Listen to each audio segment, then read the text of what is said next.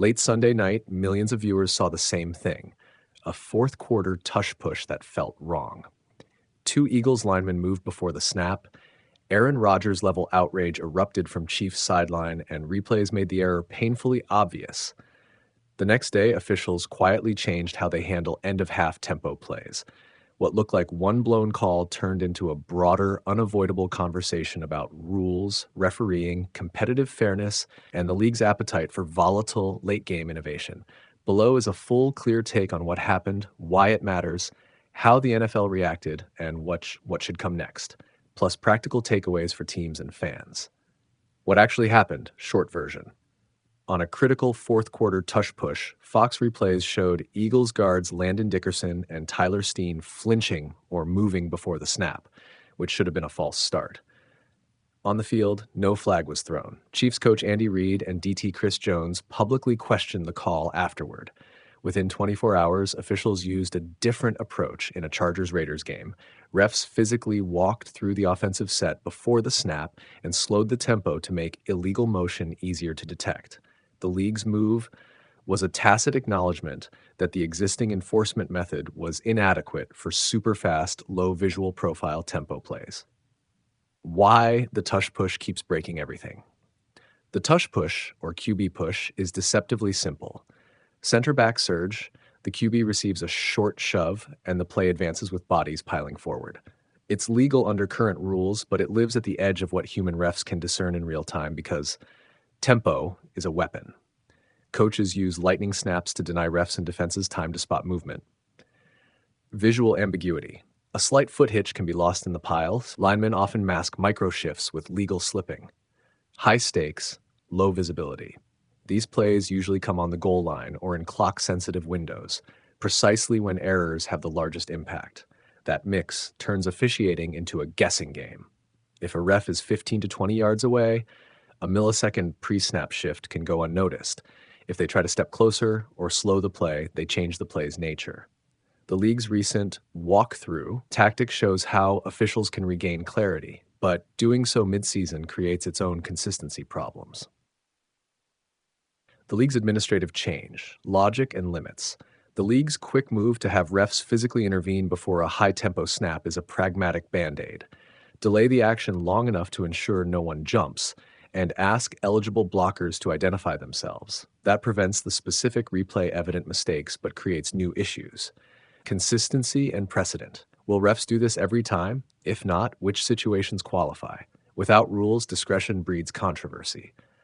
Commercial and competitive impact. Slowing plays changes play designs and strategy. A team that practiced for ultra-fast snaps now loses an advantage. Operational feasibility. Refs can't walk through every no-huddle sequence across an entire game. So while the walkthrough was the right immediate step to stop a recurrence, it's not a long-term fix without clear published standards. Why Chiefs fans and the team have legitimate grievances. 2 points matter: competitive integrity and pattern recognition. When the Chiefs, a team built for precise execution, lose a game because of an obvious enforcement failure, the grievance is not petty. Referees are supposed to be the neutral instruments of fairness. When a rule is not applied consistently, result is eroded trust. Chiefs players and coaches instinctively want the league to 1. Admit an error when replays show a missed call. 2. Explain how they will prevent a repeat. The immediate post-game silence, followed by a different approach in a later game, looks like ad hoc decision-making, which fuels frustration. The optics problem, officiating versus theater, TV replay, and slow motion make human errors look worse. Fans see the exaggerated frame and demand instant remedies. The league is stuck between two opposing forces. TV demands clear, immediate explanations and ideally on-camera transparency. Operational reality, referees must call things live. Replay after the fact can correct outcomes, but not always without altering the game's flow. The right balance is transparency paired with a predictable rulebook change so decisions don't read like improvisation. Reasonable policy fixes the NFL should adopt. Now 1. Explicit rule on pre-snap motion for short yardage surges. Define thresholds. Any coordinated lateral or backward movement by offensive linemen within 0.5 seconds pre-snap is a false start. Concrete language reduces referee subjectivity. 2. Referee pre-snap enforcement protocol.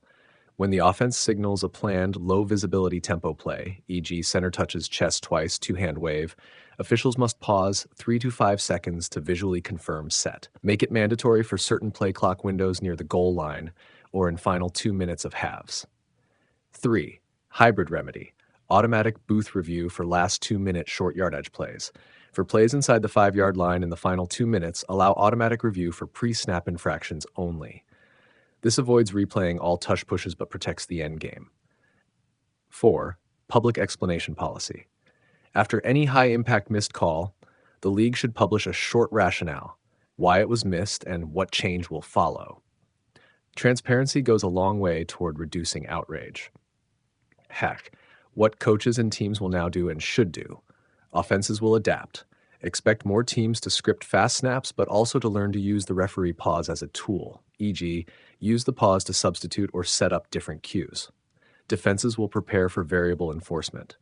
Defensive coordinators must install both fast game and referee pause counterplans every week. Chiefs style advice: keep records. Coaches should log every suspicious no call and file formal complaints with game tapes. Public pressure plus internal protest is the fastest way to get systemic change. Fan takeaway: this is about fairness, not dramatic headlines. Yes, the tush push is flashy, but the core issue is simple. When a rules enforcement lets a game-deciding play slip by, the league must be able to respond in ways that are fair, consistent, and predictable. An ad hoc intervention fixes one game, but sows doubt across the season. The NFL should not pick winners by improvisation. It should set clear standards and stick to them. Final thought. The tush push forced the league and its officials to confront a structural problem. Modern football's tempo lets strategy outrun the human referee. The immediate walk-through fix shows the NFL can adapt quickly. Now the harder work begins, turning that adaptation into codified rules and predictable enforcement so every team, Chiefs included, can play knowing the game will be refereed fairly, consistently, and transparently. Until then, expect more controversy, more viral replays, and more pressure on the league to make sure the officiating keeps up with innovation. You ever watch a play that makes you think, wait, how did that stand? The Chiefs felt that way after the Eagles' fourth quarter tush push, and the league's reaction since has only rubbed salt in the wound. That play looked like textbook movement before the snap. Eagles guards creeping, the line doing little stutter steps, the kind of stuff fans and broadcasters can spot in slow-mo. On Sunday, the officials didn't throw a flag, and Kansas City's players and coaches were rightly furious. Cameras captured Andy Reid and Chris Jones seething. The league captured a headache. What followed was a small rulebook revolution, and it matters more than you think. First, the optics. The tush push has been controversial for years because it's a short, power-centered tactic that's hard to officiate under split-second pressure. When replays showed the Eagles' guards moving, people expected an obvious penalty. But officials are human and angle limited. When you're 15 to 20 yards away, a tiny hop can be invisible. The drama isn't just that the call was missed, it's that the missed call directly affected a game's decisive moment. For Chiefs fans, that feels intolerable. For the league, it was a PR and fairness problem. Second, the league's fix: immediate and procedural. Rather than wait a week to debate, officials proactively changed how they manage short clock, high-stakes plays. In Monday night's Chargers-Raiders game, refs stepped in pre-snap to slow the tempo and confirm eligible blockers, effectively giving themselves time to catch any illegal movement. That 17-second pause didn't just look odd, it showed the league trying to give referees a better shot at getting the call right. It's a practical workaround. Prevent the quick snap until the crew can verify nothing illegal happened. Third, what this does to the tush push itself. The play was already on thin ice, now it's more endangered. Analysts called it dead man walking. Sponsors joked, teams protested, and even former officiating chiefs publicly lost patience. If the league keeps tightening pre-snap procedures, the tush push loses its advantage. Its quickness and ambiguity are what make it effective. Strip those away, and the play either becomes rare or illicit. Finally, the ripple effects for teams and strategy. Coaches who built packages around the tush push now have to consider whether the play will be available in crunch time. Offense coordinators must plan for officials slowing the game, which can kill momentum or change red zone math. Defenses, meanwhile, can breathe a little easier knowing deceptive pre-snap motion will be more scrutinized. So what's the takeaway? The NFL made a choice. Protect the integrity of the game by changing how officials manage high-tempo, high-stakes snaps. For Chiefs Kingdom, that's small comfort after a painful loss. For the rest of us, it's a sign the league will act fast when a controversial call threatens competitive balance. Either way, the tush push just lost a little more of its life, and one more classic NFL argument turned into rulebook reality. If you think the league did the right thing or went too far, say which side you're on and why.